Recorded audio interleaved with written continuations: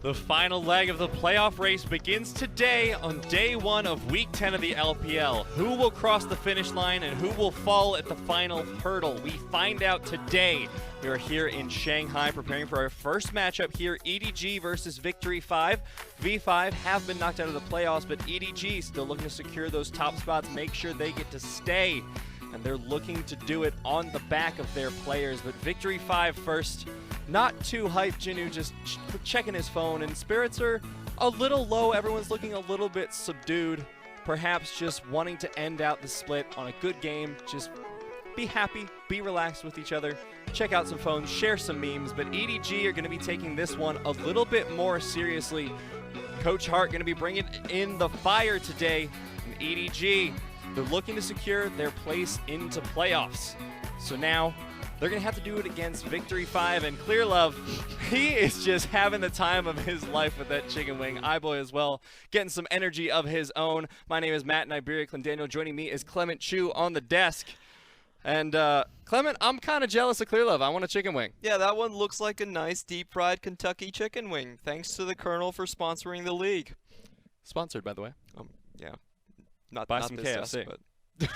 But But that's not the big important thing today, of course. The big important thing we're going to be looking towards is playoffs. EDG still have not secured their spot. Victory 5, as we mentioned, have been knocked out. But at this point, that's what it's all about. Take a look. Every single match here, by the way, is going to be a best of 5, and it is formatted as follows. There's 2 gauntlets, a left gauntlet, right gauntlet. Left side will start there. 5th seed versus 8th seed.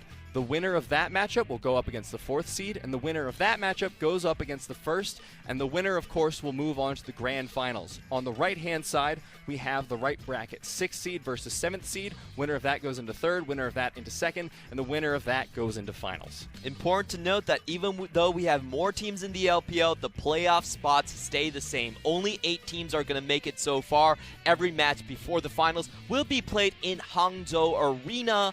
And we have to note about the importance of seeding. If you get 1st and 2nd seed, you are going directly into the semifinals, and that also guarantees your Rift Rival appearance. If you make 3rd and 4th, then you will be going directly into the quarterfinals. Having those buys, super important, makes you able to hide your strategies. And this is what our playoffs would look like if we just went straight into them today. Of course, on the 8th place spot, you have BLG still fighting to keep their spot against Sino Dragons and Suning Gaming, who still are in contention, but a lot of that rides on the second match here today. And I'm just going to say it out loud, but the right side of the bracket is looking tremendous to overcome. If you're talking about the best performing teams after 4th place, I'd say EDG and WE are doing better than JD Gaming and BLG at this moment. Then you have Invictus Gaming, who won their recent bout against RNG, and the only strong team out of the left side, I would say that's currently performing at their best level, would be FPX. So if you're on that right side of the bracket, it's really tough luck for you. It's super stacked, and of course EDG are on that right side of the bracket, so they got to get ready for that coming into this game. But they have been looking so much stronger recently. They've won their past few series. Their last one against TOP was absolutely dominant, and a lot of that has been off the back of their new and improved drafting. Yeah, this is a renaissance for EDG. We've always talked about them as this blue side team that just runs with the same old strategies, tanking the top side, always trying to team fight on the bottom. But this time around, EDG have been playing with a reactive draft, and we've seen Hart pull out a lot of new picks in Week 9. I've been loving what they've been doing so far, and we can go through their compositions. They had a compositions against the likes of BLG, I call Orbital Bombardment, where they do the Death Mark plus the Karthus Requiem to instantly instantly kill the sole damage dealer in Jinja on the enemy team. And also, they brought out the Morgana mid, this time again against a Neeko composition, and it was so devastating to the Neeko because Neeko can't really run away from that, and we're going to see that in this fight so far. Really, Scout has bring so many more champion pools, so many more tools, and this is the champion that won them MSI in 2015. A lot of memories on the composition, a lot more deadliness in EDG now that they found a new vigor and a new toolbox heading towards playoffs. They seem to be playing a lot more carefully as well. You look at this one, yes, Meiko does get caught out, but pay attention to what happens afterwards because EDG have gotten so good at this. They force TOP to overextend, they see it coming, and they prepare for the flank on the top side. Watch for the teleport, it's going to come towards the bottom lane, but first there's one in the bush. EDG is just firing on all cylinders. They're playing the macro game correctly, they're coming in with better game plans, and their solo laners have never been looking better. Scout and Ray, your Korean imports, they had a lot of communication issues in 2018, earlier on in the split, but this is the first time that we've seen EDG really play at the full potential, the full height of what these players can deliver, and I think that's super exciting. I said that them on the right side of the bracket really makes it look super stacked. And a lot of this, of course, is coming off of Coach Hart, who I think I was looking through some of his interviews, and he came out with a quote that I really like, and someone asked him about his most memorable time in the LPL so far this split, and he said that for him, the most memorable time was that when he saw the happy and excited smiles of his team members after they took down Game 1 of SDG, and I want to make sure I get this one word for word because it's so cute. At that moment, he wished they could keep smiling like that.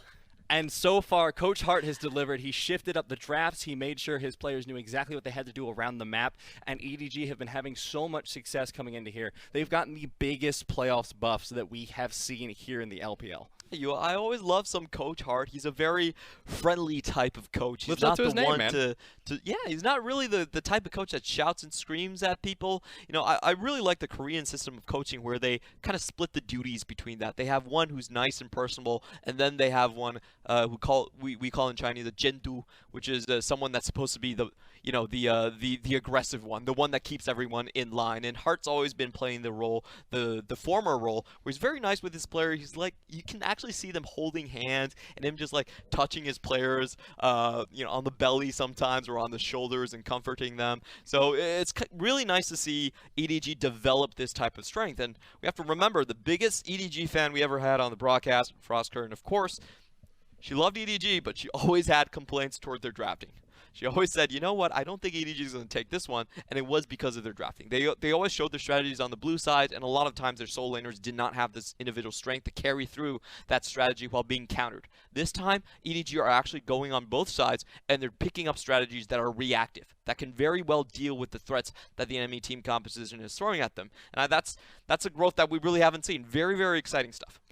One of the things that I've been most excited about watching EDG is that we've seen a playstyle shift as well. Not only have their solo lanes looked a lot stronger, but at least in their series against TOP, as we were seeing, they've played a lot more carefully, a lot more calculated. This is something that we've called BLG, like the LCK team of the LPL, the coach's dream, that sort of thing. And now we're seeing that come to life a little bit with EDG as well. That series against TOP was so immaculate from them because in the first game, they lost almost nothing and just won it off of pure macro decisions. Yeah, that's EDG that we all want to see. They start off with a super strong bottom side. Right now, their drafting phase, if you look at it, their blue side draft always has Thresh, Rek'Sai, Kalista. That's one of the deadliest three-man combos you can get on the blue side. It goes well against every bot lane, and you can get early ganks on that. What they like to do is they like to overload one side of the map, make it very difficult for the enemy to get anything off of that side, and then they take Drake and then push it toward the top side. We saw that multiple times in the BLG series. Perfect macro play, getting both objectives simultaneously, and you can snowball off that lead. However, I will say, EDG right now, today, even though they're playing against V5, who are officially knocked out of the playoff contention, their life is still on the line. EDG, their remaining matches is against Invictus Gaming, and to be quite frank with you, we cannot expect them to take that one. So even with 9 wins, they're not guaranteed in the playoff. They, in fact, don't have control over their own destiny. the other teams can overtake them, especially the likes of Sino Dragons. Even though they're out of range of Suning, they are still in range for Sino Dragons. So this is an absolute must-win for EDG if they want to keep their playoff hopes alive.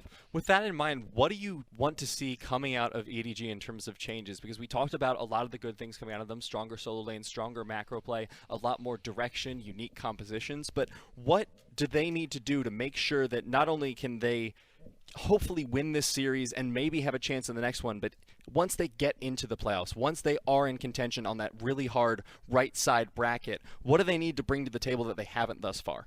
I would still say the 5v5 is the biggest question for EDG. They have great macro senses. They have very strong early set game plays. But in the LPL itself, if you're facing up teams like WE, you're facing teams like RNG, you need to be able to take a late game team fight and stand toe-to-toe against these team comps. And that's my biggest worry for them, because from what we've seen from EDG, they're a team that does not do the dance very well. They're either going all in, or they're backing out and running out with their tails between their legs, and they don't have that tenacity in fights. They don't have that tenacity in fights compared to teams like RNG and WE, and what they have typically tried to do is actually close the games out early. Now, when that doesn't work for them, they pretty much collapse. So that's the big thing I want to be seeing, because we're seeing Tristana come out from Uzi. We're seeing the Jinx and Caitlyn come back from Mystic on WE. And those are the big AD carry weapons and the big 5v5 team fights that they're going to have to face in playoffs. And it's still a question mark, can they actually play against that? With that in mind, do you think we might be seeing Haro a little bit more? Because yes, he is less of a veteran, less experienced, but he does have a little bit more of an aggressive style than Clearlove and might be able to lead the team towards that. Well, I definitely think that's a possibility, but the last time we saw Haro, he did drop game 1 and was instantly subbed out by Clearlove. Now, just to make a mention of it, Haro did have it was publicly announced that he did have some problems at home. He needed to fix them, so he was sat out for a number of weeks. It wasn't due to performance, but we could clearly see that the communication between him and his teammates was not there whatsoever. Compared to Clearlove, this far down the stretch, I fully expect Clearlove to still be the main go-to option for junglers. It's all going to be on how the team is able to adapt going forward then with the players they have. Clearlove, man with the plan on your screen right now, sort of the glue so far for EDG, have been able to bring him back from games that normally they wouldn't have been losing. Remember when we first saw him come back, it was such a massive change. And V5, they've been knocked out of playoffs, but they still got some all-star players. Jinoo in the top lane, Ben4 in the jungle today, Korn in the mid lane, and Y4 and Lei rounding out the composition in the bottom lane. And finally going back to their starting unit. This is the composition that this is the team that they've been playing with the most. Ben4 in the jungle and Lei in the support. But EDG, they are the heroes looking for their playoff victory here.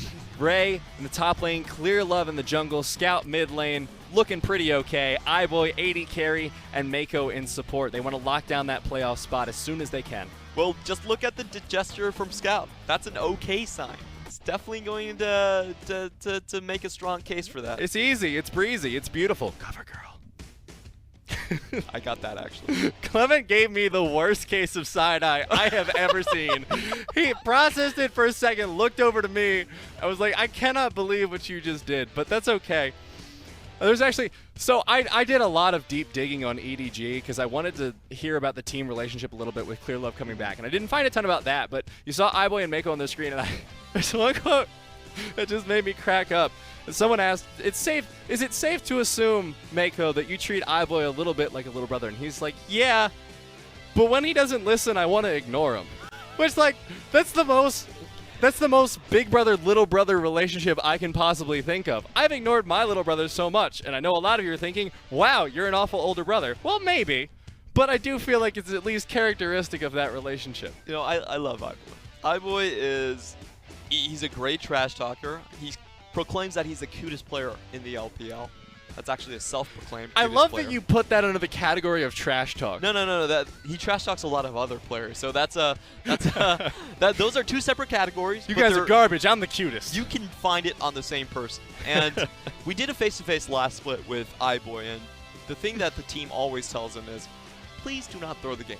Please, please, by the love of God, do not walk up towards FLICKR. You're gonna get killed. And, you know, honestly, iBoy has kept some of that trend. He still is a very aggressive AD carry. Sometimes it works out, sometimes it doesn't. And I think that's a relationship between Meiko and iBoy. Basically, Meiko needs to keep him on this leash at all times. Yeah, because actually in the second game of TOP, we saw him get caught out quite a few times, once even next to Meiko. So I don't think I can blame him for that one. But now, going into the pick ban, everyone's focusing up, getting ready. EDG, they're in playoffs form. They might be trying out some new drafts here, but they're just going to focus their bans so far on the top lane with the Kennen and the Vladimir taken away from V5. So for EDG right now, this is a must-win series. If they don't win this one, there's still a very high chance that they will not make playoffs. So they have to decide between showing the most of their hand for their opponents that might be studying them, or just trying to play a very steady game. They are on the red side this time. I do believe that they themselves had side selection, so I think they're going to be playing for a more stock standard, lane-focused type of game, and just try to break down the solos in the top and mid. Well, we want to see a little bit more aggression, a little bit more proactivity there in the early game from them. Make sure they can try those different styles as they come into playoffs. But V5, Sylas, unbanned now on 9.5. This is granted the 6th time we've seen him. Not a great win rate, but considering he was banned for all of 9.4, I think that's pretty acceptable. No, I think there's been some great Sylas games, especially coming out from Suning. If you've listened to the song, I See an Angel, well, that's exactly what Suning pulled out. They pulled out Sylas on Angel. They had a great game with him. Very easy to snowball, especially if you have Rek'Sai still up. So EDG must be thinking about that. That's one of the hottest combos right now. Rek'Sai plus a hard CC incoming from Sylas. Super hard to avoid, so you might as well just break that combo now. It's interesting to see the emphasis on Karma here. The first rotation from EDG on the red side, picking that one up alongside the Rek'Sai, as you mentioned, high priority jungler. Yeah, so the Karma right now is a flex pick. We've seen RNG doing a lot of good stuff on the Karma bot lane. You can push super hard, especially against tank supports like the Alistar, like the Braum, and you can also play on the top side as well. We've seen Ray do this with Kleptomancy.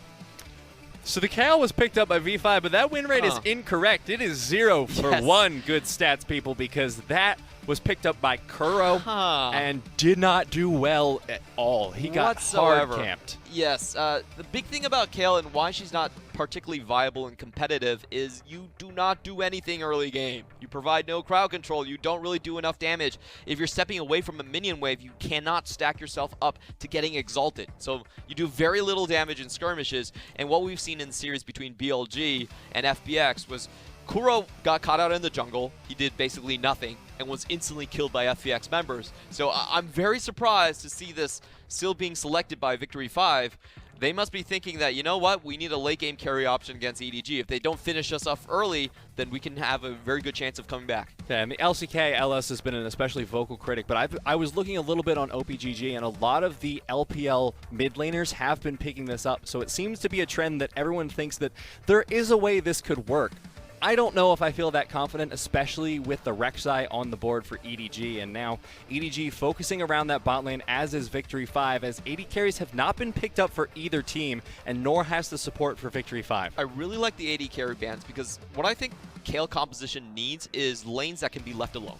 If she is forced to rotate and skirmish people in the jungle, she does nothing. She does really nothing early game. So taking away safe options like the Ezreal, like the Lucian that can farm with Ardent Blaze is a pretty good ideal, because that means that Victory 5 is going to have to play somewhat more aggressive lanes, and aggressive lanes means that you need people rotating to those lanes to keep the aggression up. So I like the idea from EDG, taking away safe options, making sure Kayle has to join the fray early. Now that EDG have clamped down on the AD carry pool and locked in the... Oh, come on, lock it, iBoy. All right. It's going to be the Kai'Sa. What do you think is the best option for V5 in response? So what we've been seeing against the Kai'Sa, Vayne has actually had a very good win rate. It's one of the few champions that can out-duel her quite easily. She does start with the Blade of the Ruined King, so you can't even really leave her in lane. But V5 are actually going to go for the late-game scaling route. This is the typical answer to EDG.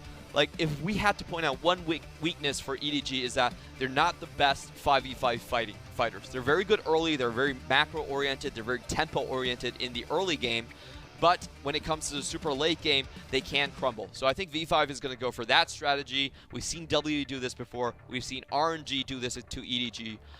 But I'm actually not that worried for EDG. I feel like with the Rek'Sai and the Lissandra, they have such strong momentum in the mid and jungle, and really Kayle and Jarvin cannot contest that. whatsoever. It is incredibly easy for these two champions to really clamp down, destroy the mid lane, and then take it to the bot. But looking at the top lane, this is where a lot of interest is coming out here, Clement, because the Kayle's been switched up there, and the Karma is staying there on Ray, at least for the time being. Now, I'm going to admit that I have never seen this matchup before, because new Kayle, obviously, but how do you think that one's going to go? So, I think the Kayle might have even been a response to the Karma. Both of these they don't have a lot of kill pressure. Basically, the Karma is never gonna kill the Kayle if you're playing correctly. So I feel like this is just a pick where they're saying, you know what, we're not going to be doing much on the top side, but neither is Karma. So we're happy to let her sit in that lane, and the Sylas actually has a much better matchup against the Lissandra. Lissandra, she does a lot of poke damage, but for Sylas's end, he can trade back with the Kingslayer, get his regen up, so he's not too worried about that. Well, looks like V5 might have pulled out some creative drafting of their own there with a bait and switch with their solo lanes. And the Kayle into the top lane, letting her scale up. And now she doesn't even have the responsibility of roaming. It's so much nicer for her. The top laner not expected to do that as much. But EDG, what are they trying to do with this composition? I think the game strategy is still the same. They want early tempo, and if you look at the sides that they can play, it's typically more towards the top side. You think about Karma with that speed buff on Rek'Sai, he can easily chase targets down. I don't think Kayle's going to have control of her own blue buff in this game whatsoever. She's going to need to scale, and the same thing for Sylas. I don't think Sylas is going to have control of his own lane at this point. So what Edward Gaming really want to do, control the top side, win out on those lanes, make sure that Ray and Scout can find opportunities to go towards the bot side, and they can match the late game with a Kaisa. They're not going to have a winning team composition when it comes to post 35 minutes, but they should have a good enough gold lead where that doesn't matter.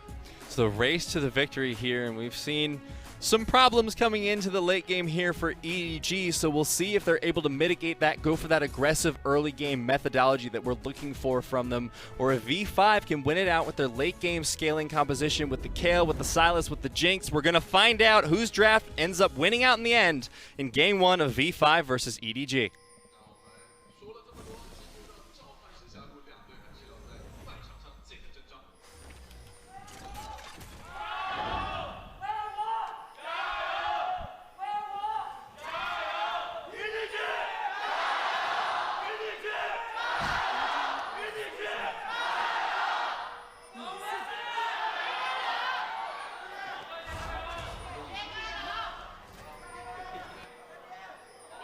Uh-oh.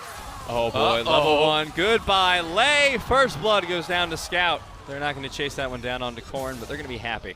Yep, all too easy for Edward Gaming. Just 3-man stack onto that side. It was a pretty smart play. V5 saw Braum on the top side, and they thought they could get an equalize invade in. So they were saying, you know what? Maybe the bot is top. How about we just go 3-man straight into the jungle? EDG was well prepared for that one, and they get first blood.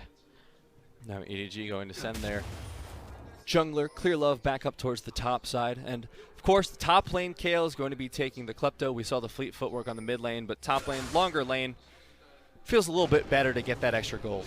She just wants to scale up at this point. You know, Kayle not very good as an early game champion. You are looking at the very late game, so I'm not surprised by that selection. EDG is going to start on the red side, and taking a look at the position, V5 did not need to expend a flash, so at least they should be able to keep their bottom lane still a little bit safe. They've got the unsealed spellbook as well on Lay. Ben4 going for some early vision down into the bot side, going to look for that scuttle grab, try and keep his bot laner safe if nothing else. But the lanes here I'm really worried about for V5, because Clearlove on that Rek'Sai, you know he's going to be able to pull off those early game ganks. The question is how much he can get V5 to bleed into the mid. Yeah, I think the key lane that we're looking at is the Sylas versus Lissandra lane. That's a lane that can snowball very hard for either side. Sylas doesn't have the best escapes, and for Rek'Sai, if he gets the snowball going, he's a monster on this patch. Clearlove sees both of them, so he's just going to start backing out. Not feeling confident in that one, but if Ben4 is able to secure this, it'll be double scuttle for V5. Clearlove looking to go in. Was able to secure the scuttle, I believe. Yep, that was a good takeaway from V5. And they do avoid the early Rek'Sai, a very nice chain lash at the end of it. Just taking a look at the the runes taken here by the Kayle. It's all about scaling. You see the Transcendence just looking past the 10-minute mark, and also the magical footwear there as well, trying to get maximum value as the game goes on. Ray doing a decent job of poking down Jinoo here in the lane, making him burn all of his sustain early. He just needs to keep it up. That's the big thing, right? You just need to keep the pressure in the early game. And Clearlove looking to do just that, hovering around the mid lane. Going in, looking for the tunnel. Not going to be able to find the knockup without a flash. Oh, yeah, he will. There's the knockup. Corn gets the slow. Flashes away. That's a quite interesting pattern from Corn. I really expected him to flash much earlier to avoid the damage in lane, but he actually decides to take the full combo, not trying to risk a follow-up flash coming in from Clearlove that might have caught him out. Flame Chopper's not going to land there onto Meiko. He'll be safe, but the early lane is actually going pretty decently for V5. Despite the loss of First Blood, there wasn't a lot of gold that went onto iBoy and Meiko, and they seem to be doing pretty well. But Corn, he's not as lucky. Yeah, I really would have preferred him to flash preemptively in that gank. It was a situation where he had to flash anyway, but instead he took a lot of unnecessary damage earlier on in the trade, and you can see Scout already having a good time, almost taking that first turret plating already. Yep, V5 forced back in the middle lane. Y4 also back to try and pick up some items there. Will achieve the call and the potion, so he's just looking to scale up as well. So it's all the pressure onto Clearlove right now. He is the driving force here for EDG, the one who can get things to happen in the early game. But Ben4 wants to offset that a little bit here in the bot lane, just keep his lane as safe as possible. Really good warding coming in from Meiko. They do spot out the Jarvin, should be able to avoid this gank easily. They do have a pushing lane, however, so they are stepping a bit forward just to get those last minions. Dodge it out for the time being. It looks like they will have good enough positioning to stop Ben4's gank. I've got to say, this is super ballsy play from the bot lane of Edward Gaming. They're basically fronting that Clearlove is in the vicinity. So V5 didn't go hard on that gank. If they did decide to go hard on that gank, they should have been able to force a summoner. A pretty smart play. Man. That's a lot of dedication here. The Infernal Drake has spawned, and since EDG are looking for that good early game, this is a great time to pick it up, but instead they're just going to get the Scuttle Crab and walk back. Yeah, they don't really want to overforce the situation. I feel like if you take the Infernal Drake right now, you're really giving up too much experience in lane, so I do favor that play over going for the Drake. Clearlove on the side looking for the gank. Once again, there's the Glacial Path, Ring of Frost. Clearlove has the flash. He's not going to need it, though, once again. Glacial Tomb going to be enough from Scout. He should be able to pick up this turret plating as well as the kill on the Corn. All too easy coming in from Edward Gaming. That was their best trick, the coordination between the mid and the jungle. Lissandra hits level 6, instantly goes in on a no-flash target. Corn gets taken down. And honestly, this is the script that EDG want to be running. They already have that advantage in the mid lane. I'm waiting for them to transfer it into denying the blue buffs. They need to start moving it into top lane, too, because we're seeing that Ray wasn't even able to sustain that trade. Now that Jinoo has hit that level 6, he has the splash waves, a lot of damage in the AoE, and Ray was not having a great time against it. Yeah, Kayle scales up much harder at 11 and 16, but the fact that Ray is starting to fall behind a little bit, doesn't have a significant lead, is worrying me a little bit for their early game. I do want to see how this trade pattern actually turns out. It looks like Jinoo has been able to get the push on just with the mana flow band. Well, I did expect Ray to be able to play a little bit more aggressive in this lane. However, if you look at the map control right now, V5 is focusing much more heavily on towards the top side. So maybe that's why Ray is playing this lane in a more defensive stance. This kind of pick makes a lot of sense for V5 too. Jinoo's been the big carry, and no, Glacial Path in the wrong direction. Scout is dead. The flash from Ben4 secures the knockup, burns one of Scout's own, and now he's 1-1-1 on that Lissandra mid. And this is why we see so many Sylas being counter-picked into the Lissandra. You steal the ultimate Frozen Tomb, and it's very easy to get a gank off like that. You have your own crowd control, so basically 2 guaranteed crowd controls that you can follow up and enable a gank like this to happen. Now Victory 5 will capitalize on this, and despite being the later game team, they're looking to pick up the first Infernal Drake of the game at this point, just 7.5 minutes in. Yeah, not much EDG can really respond to in this gank. They also had the correct guess onto where Clearlove was on the map. You can see the pings going down towards the red side. Let's watch that again. Does land the slow, the chains, turns with the frozen tome instantly. Great flash by Ben4 to guarantee the knock-up and a good return kill. Worth noting as well that the next Drake will be a second Infernal here, and if V5 can get the momentum in this early game, it's going to be so hard to stop them. Jinoo has not been shut down at all in the top lane, and as the game gets later and later, that gets scarier and scarier here for EDG. All right, here's the big play that we've been talking up EDG for. It is the blue buff. We can see the pings from both teams actually going down on this location. Jinoo doesn't have the teleport, so if EDG wants this, they could go in now, but instead they're going to try and look for a little bit more onto Corn. Corn does have his flash up for this one. It's worth noting as well that Clearlove has not had to burn his flash for either of his two ganks into the mid lane. So he still has it available as well if he wants to go for a flash. Ben4 is nowhere to contest this blue buff, so it looks like it'll just go over nice and easy to Scout and Clearlove. Looking at the position from the bot lanes, though, V5 is not going to be able to trade this back, so we should expect Scout to start roaming on the map a lot more aggressively. He's going to have the full push potential in this game. Very even in both solo lanes. Little bit of a lead keeps popping up for Ray, but gets shut down as soon as it appears as well. So EDG going to have to answer this potential blue buff take here by Victory 5. But they are just not looking to contest at this point. So it will be a blue buff trade. Momentum still in V5's corner. Yep. So the bottom side for EDG actually not responding whatsoever, and EDG actually deciding to clear the waves out, you know, not wanting to risk early game. I felt like that was a situation where they really could have tried and contest. Most of the time, the Kayle is going to join the fight earlier, just with the killer instincts. You get that crowd control from Scout, and iBoy can instantly follow up. So I thought that was going to be a situation where EDG were going to try and make a play. But with that being said, they do have to think about setting up their own bot side right now. Like, Kayle is not that strong early game champion, and with the double Infernal Drake coming on, EDG have to think about how they're going to put their foot down onto the bot side river. Looks like at the very least, Ray is starting to have a little bit better of a time here in the top lane. Just taking a look on the right side, we do have a little advertisement for our match of the week. It's going to happen between Edward Gaming and Invictus Gaming on the 30th. Big match right there. EDG taking on RNG, winning the BO3, and then going up against another Titan in Edward Gaming. That's why it's going to be so important for this match for EDG. They need to secure this one to secure their hopes for playoff. They are not locked in yet. They're close and they're looking really good, but anything can happen at this point in the playoffs. We have a very fluid schedule still, even at the top. No one's locked in for any specific position. The only thing that's happened is people have gotten knocked out, essentially. And we do have teams that are guaranteed in the playoffs so far. We do have FPX, IG, and TOP. Those are your three teams that are guaranteed. But like you were talking about, the seeding itself is not determined.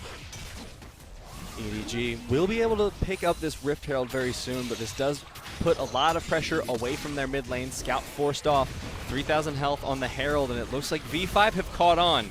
They're going to need to hurry up with this one. It's going to be a smite fight. 1,300. Ben4 looking to get in there, as is Corn. Corn goes in, Glacial Tomb, 500, 300. They take out Clearlove. The Herald goes over to Victory 5, and the ultimate comes in from Jinoo. Scout has to use a Glacial Tomb of his own, but he is stuck with 3 members of Victory 5. An easy kill going over to Corn, 3-1-0 with a Rift Herald in the pocket of Ben4. Absolute disaster. I believe Corn used another Frozen Tomb borrowed by Scout and was able to instantly shut down on Clearlove. Clearlove was not expecting the amount of damage to be coming his way, and what should have been a strong side for EDG collapses. This is getting worse by the second for EDG. They're losing their mid lane tower. 3 turret platings taken. Won't get much more, but this is a huge gold lead starting to form for Victory 5. The late game scaling of the two teams. 1,000 gold, 2 turret platings for Jinoo, plus the assist gold. He's getting big. Take a look at his items, Clement. He's going AD.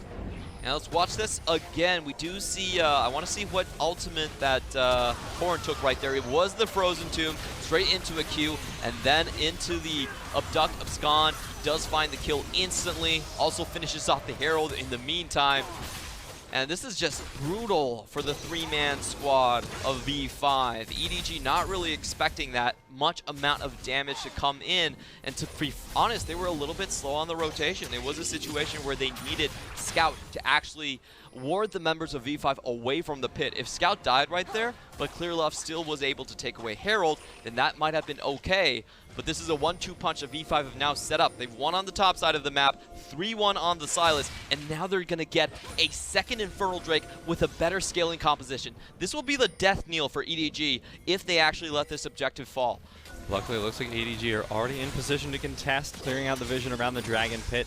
Ben 4 not going to go for the engage on the Scout. He'll get the wave clear, but the Infernal Drake is still up. There's still 4 members here on the bottom side for Victory 5. So EDG need to stop this, and meanwhile on the top lane, Jinoo is just going to town on that turret. Freljord is Sylas's best friend. Look at that ultimate steal stolen by Korn. He's going to get another Glacial Prison. Scout has to go in now. Scout gets the root onto Lei. He's going to be able to make it out alive. The Cataclysm goes in. Glacial Fissure, 1 traded by each team. Y4 gets the first kill. He's excited. He's going to look for more kills. Cannot find them just yet, but they've been able to take out Meiko and lost no one, so Victory 5 turn on to the Infernal Drake. Yeah, Kayle was not in that fight whatsoever. We saw both teleports being coming down, but Y4 was in position much faster than the rest of Edward Gaming, and this strategy of outscaling EDG is working beautifully for V5. But how did this even happen, though? Because Clearlove was doing a pretty good job putting pressure out in the mid lane, but he did just sort of leave the top lane out to dry. I felt like EDG didn't get enough out of their topside strategy. That fight in the Herald pit was a little bit bizarre because I felt like that was a situation where it should have been well coordinated. Clearlove is almost finishing off the Herald. You need to keep Korn or keep Jarvin outside of the pit. Even if you lose Scout, it's totally fine. You had to make that play. But unfortunately, I feel like EDG fumbled the coordination with that one. And even with lane priority, they didn't make that play happen. It was actually disastrous what happened in that single play. And they really are paying the price for it. Now you look at the status of the game, and they have paid quite the price indeed, Clement, because that's a level 11 Kayle there for Jinoo. Has the Trinity Force completed. He's looking for a big gold lead for his team. 2K total with the 2 Infernal Drakes. And this was the big question we were asking for about Edward Gaming. Can they actually meet someone in a toe-to-toe 5v5 scenario? We're going to find out this game, because I guarantee you this is not the only time that we're going to see EDG fail in early game. Like, early games are very finicky in nature. You have to bring your lane advantages, your skirmish advantages, everything has to come together for an early game composition to really work out. But if you're playing the scaling side, all you need to do is just wait. So Edward Gaming really faced this early test now instead of in the playoffs. I feel like this is very good as a test for them. They need to figure out how to pull it back. At the very least, they have the AD items for iBoy to get his Q evolve. He does seem to be going for the Eye Edge first instead of the Storm Razor first, which we've seen so much on this patch. So that's something working towards them. They have 1 item on Ray. He's got the Hextech hose, as it were, and the Ludens on mid. But with Jinoo in the top lane, already starting to solo out Ray. Here's the 6th stack. He's going in for it. The flash solo kill from Jinoo. This Kayle is a force to be reckoned with. Yeah, it just makes it look all too easy. Ray being caught out without the flash, walks back, and now you can see him on the screen scratching his head. Did not expect the amount of damage coming out from Jinoo. iBoy getting real low in that trade. Ultimate still available for Y4. There it goes. Forces the flash from iBoy. Good directional change right at the last second for iBoy. Does avoid going down. But still, this game doesn't look like there's anything EDG can do at this point. All 3 lanes are behind. The jungler is ahead, but that's pretty much the only point we have so far. V5 have very good engage potential as well to close out the game. So 3rd outer tower going down here in the bottom lane for Victory 5. So now they've gotten all 3. The Jinx is ahead. The Kayle is ahead. The Sylas is ahead. The only one behind, like you said, is the jungler. And at that point, if you're Ben 4, you don't really care all that much. It's like, cool. I have a Kayle who's 1-0-1, has a Trinity Force completed, and just solo killed Ray. I'm sitting pretty if I'm him. Exactly. Edward Gaming down 5K. Playoff life on the line. And V5 might be finding some good answers. Like, this is the thing about V5. Remember their coach, Dog A, did come from the previous, from J Team. LMS teams actually scrim EDG very frequently. They're very familiar with the style of Edward Gaming. And I think this is a perfect answer to EDG. Like, EDG, even though they do tend for early game strategies, they do make mistakes sometimes. And once you make mistakes on a tempo team, it's very hard to come back.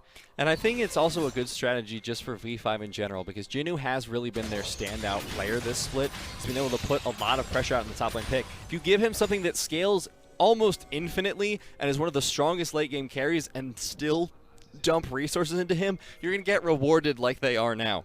But it is interesting to note, while Jinoo has gone for the Trinity Force with Signals and AD build, usually it goes towards the crit end, but he's built a Cutlass and attack speed, so it could be the Blade of the Ruin King. I just want to watch the screen go back to see his items. He is 2,000 gold ahead in the top side. And that's also going to transfer very, very well onto the ultimate, the invulnerability. Oh, they're trying to get the kill onto Jinoo, trying to shut him down, but he still has the ultimate available. Meiko comes in, no Glacial Fissure used just yet, finally pops him. Jinoo taken down, finally, but he gets the return kill onto Clearlove. That's insane! Oh no, that's the flash away from the Cataclysm by Ray, keeping himself alive for the time being, but they just lost someone in a 1v2, and now Y4 solo pushing down the mid lane tower. This is a disaster for EDG. Yeah, that was totally acceptable on V5's side. Jinoo is a great sacrifice on this point, and the Colonel agrees with us. 86% for V5 right now. If you get this Kayle ahead at any point into the game, she will just take it over. And that's not the biggest threat on V5. They had a fed Sylas, the Jinx, not getting punished at all, not shut down. And now it feels like EDG don't really have much of a chance to come back with this. The third Drake now looking to go over to Victory 5 and 30 seconds left until the Baron. Insane burst damage coming out from the Kayle. She gets her Exalted and also the Spell Blade proc from the Triforce, instantly finishes off Clearlove. The ultimate now does very sizable damage with just the base damages on that as well. So, you know, we're seeing the new and revamped type of Kayle. She's pulling all the focus into her own lane, and now with level 11 already, she's just unstoppable. Let's watch this trade again. The base damages on that ultimate are really freaking huge. I don't understand why she needs that much damage. Honestly, it's a 300 base damage proc at level 11. You can see Clearlove instantly getting chunked down, and that's just 1E straight in the backside of Rek'Sai. Now Jinoo has finished the Blade of the Ruin King into the Trinity Force. 2 items on this Kayle, level 13, so not quite 16 yet, not quite unstoppable, but a 2v1, you're starting to throw that word around a little bit. And EDG are looking at a 4k gold deficit still down 3 dragons, down 4 towers. What the hell can they do at this point? I don't know. That's rough. That's a really tough question to answer. I feel like EDG are almost forced purely on the catch type of strategy. They do have a good Lissandra into Killer Instinct catch. We were talking about that a few times. And besides that, really not much to look for. They don't have better scaling. I think Jinx is a much better AD carry, to be honest, when it goes to the late game. And yeah, that's pretty much it. They don't have a winning side lane either, so it's all about the catch. 3-5 looking to shut down EDG's playoff hopes here in game number 1, and they're doing a damn good job of it. Y4 has now picked up the Infinity Edge with Runin's Hurricane, looking for that third Zeal item. Incredibly powerful carry at this point. So now the Baron is still on the field. There's still towers available, the inner in the top lane. And V5 are starting to look towards it. Y4 sitting there with the red buff, with those items, is going to be hard to contest. So EDG looking for a scout, looking for anything along the side, something they can do in this game. And all they've settled on is wave clear. But now Scout might get caught out, able to get out with the Glacial Path. The problem here is that EDG actually lack the damage to finish the off flash numbers. Glacial Tomb, there it is. That's the kill from Y4. He's excited, but he doesn't need to do a whole lot else. The Baron is now on the menu. And welcome to underdeveloped Rek'Sai. Rek'Sai post 20 minutes, already falling behind in levels. This is what the Queen looks like. It's not a pretty sight. V5 are really running away with this game. I think Kayle is their motto. Better late than never. Now they're going to go for it. Is it the steal? No. Ben 4 able to secure it. Now Scout going to suffer. Frozen Tomb, not enough to save him. Meiko has to jump out, but there's the re-engage from Korn. The knock-up Glacial Fissure. They'll take him down as well. Now iBoy under threat. They're chasing down onto him. Korn gets the double kill. And now Victory 5. All 5 members remaining. The Baron buff on all of them, shoving straight down the mid. Nothing really EDG can do. They will only lose 1 inhibitor here. They should be able to prolong the game, but there's nothing that they should be looking forward to in this game. It's really time to rethink your strategy and face V5 with a bit of scaling of your own in game 2. V5 going to be very happy with their composition. Yes, their playoff hopes are dashed, but they're looking towards that summer split. They're looking to improve, keep working as a team, iterating, and now they seem to have found a winning strategy. Before, they were putting Jinoo on things like the Kennen, and Kennen's good. Yeah, sure, late game Kennen scales pretty well. Doesn't scale as well as this Kayle. Just looking at the hero play from Scout, trying to get that Baron steal, unable to find it, and this is all she wrote after this. You can see Korn following up, very easy for him with the amount of crowd control and gap closers he has. Y4 is following up, being excited right there, and that was just a wash coming out from V5. And honestly, I felt like V5 could have done this strategy a little bit earlier in the split. So far, V5, we've always talked about them as a team that did lack a bit of identity, but we've seen the majority that V5 was actually doing. Never mind, this was just solo between him and iBoy. Oh, you've got iBoy. killer instincts, I've got it too. Has the killer instinct, but the snipe comes out from Y4. Super Mega Death Rocket will Super Mega shut him down. iBoy now 34 seconds remaining on the death timer. Y4 just going to chase down. Not going to land the zap, but he doesn't need to. A big crit doing tons of damage. Teleport coming in to save the minion. They're going to be shoving both the top lane, the bottom lane. Jinoo solo by himself. The only chance the EDG have is to get a miracle pick, but at this point, V5 are looking mighty strong. Permanently exalted Jinoo on your bot side. He's still level 15, but if he gets that level 16, it's going to do AoE true damage all the time, every time. No need for stacks anymore. And is actually very close to that level 16. We've seen level 16 Kayle's basically 1v3 in the late game. It's actually incredibly easy to do with the amount of damage he'll be putting out. Shreds through tanks, kills bot laner, back laners very easily. And EDG, they're looking for a Hail Mary play. They need to snipe someone down before Kayle can join the fight. Missing all 3 inhibitors at this point, and Jinoo coming in, looking to threaten onto the front line of EDG, stop any engages from coming out. Ray desperately trying to wave clear on the top side, but look at the wave clear coming out from V5. You've got the exalted Kayle, the AoE autos from both AD carry, and that's the engaged Cataclysm, all the knockups, and EDG doesn't have a chance in the world to save themselves. Jinoo gets the kill into the fountain, no less, and looks like V5 are going to take game 1 versus EDG. And who would have thought it would be V5 to stop EDG's streak across the league? EDG were looking so good, a 2-0 victory over TOP this in the previous week. But against V5, they just fell flat. V5, perfect understanding of what EDG is as a team. EDG, they play for tempo. They're not playing for scaling, they're not playing for team fights. They're playing to have a strong early game and to move their parts across the map. V5 stop EDG cold in their tracks early around the Herald buff. They get pretty lucky as it snowballs directly into an Infernal Drake, and after that point, I felt the game was over. And this is the best that Victory 5 have been looking. Where was this Victory 5 against Suning? Where was this Victory 5 against Sino Dragon? What happened to this team that suddenly they're able to go toe-to-toe with Edward Gaming? I feel like V5 just came out with a very good strategy. I think V5... the main weakness that V5 had was in their coordination between their lanes. So a lot of times when they were running early aggressive picks, even though they would win lanes, they couldn't bring it into the team fights. They said this time, you know what, we're not going to rely on the coordination itself, we're going to rely on the scaling to take us through that. If we just disrupt one play early from EDG, we're going to make this game a simple walk in the park, and that's exactly what they did in this game. They did more than shut down one play. They shut down EDG's hopes and dreams of living. It was brutal. Yes. But for EDG, I mean, this is concerning, but this is the kind of test that EDG needed. We were saying that their early games a little bit dubious at times. So what went so wrong for them that they need to pay attention to for game number 2? So I felt like the first thing that they did is that they didn't actually break up the top three, the top side from V5. They had more lane priority in both Lissandra and the Karma throughout that game. Rek'Sai was also ahead with his early kills, but instead of chasing them out of their own jungle and setting up the entire top side to be controlled, they actually just straight went to Herald, and that was the play that really cost them the game right then and there. Even though V5 Corn was slow to the scene, it didn't matter. He instantly one-shot Clearlove, and Lissandra tried to train something back. There was the Divine Intervention coming in. That just stopped all the comeback damage. They still belt that into Infernal. You look at Jinx already winning on the bot side.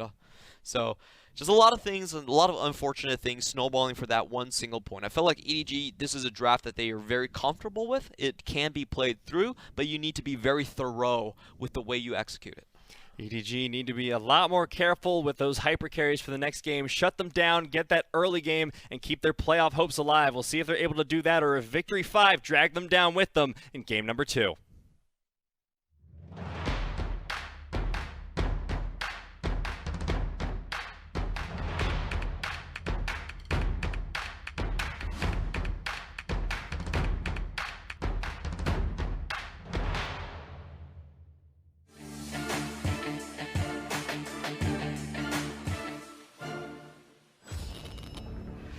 Finally, Rogue Warriors, okay. That's That is the Zonyas from Poitiers though. Locked on. Isle. Ali his name is. Even Blake, no. Cataclysm, what is it? It's just confusion here as Icon starts knocking away. OMG, the fight is theirs with Icon still free hitting the Vayne. 1v1, 1v2, 1v3, 1v4! Oh my god, Icon, you're a monster! I think they're getting the wrong information off of this. I think they're not on Baron. Alright. You have to get a ward on this. 5k, mid lane tower gets pressured down now for Fen. Glacial pass in, and he's in as well. Locks down the jungler. Snake needs this Baron. They don't find it. Goes over to the J4. It is actually Snake who get it. But again, it's still with them in the middle of the pit. The AoE comes down for the Victor, but Luma has to flush out as well. A steal away by Snake, but Ashura with the flank and the Vayne. Luma just as punches away. And Ashura, 1v1 me, bro. Takes all three of them down. Picks up 4 in the fight. Quadra kill for the Vayne.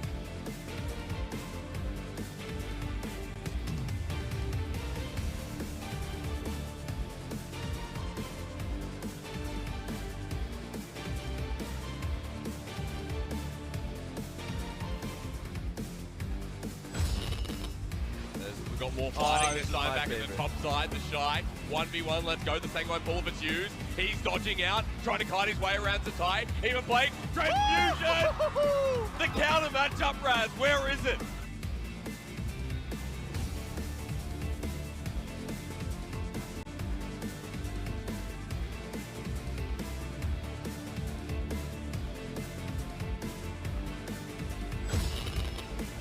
Teleport towards the Baron from JDG. Control warded, so there's no vision onto the Baron from RNG. Carson's going to try and spot it out there. He saw the control ward go down. 7,000 HP left on this Baron. Amazing J looking for the flank. So's the rest of the team, but look how far away Uzi is. 2,000, 1,500. Where's the Baron going to go? It's stolen by Karsa! And now the team fight, RNG are on the losing half, but it doesn't matter. They have a Baron buff to their name. The Fate's Call going to secure the kill there onto Amazing J. Karsa as well is down. They need to take down Uzi. They need to take down Shahu. They need to keep themselves alive, but Uzi is playing like a monster, the mad dog himself. Shahu's able to pick up one. Flawless it in for so low. Zoom is going to try and pick up the kill, but Shahu goes calling one. Uzi gets the shutdown.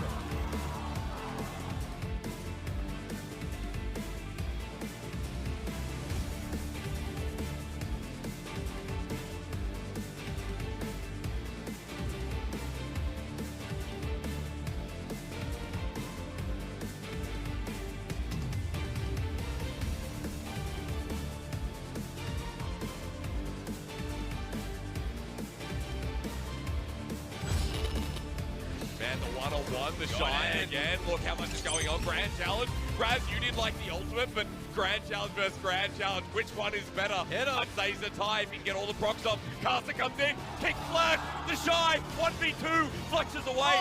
Here comes the Syndra, Scatter the Wings was beautiful, and Zatai burns.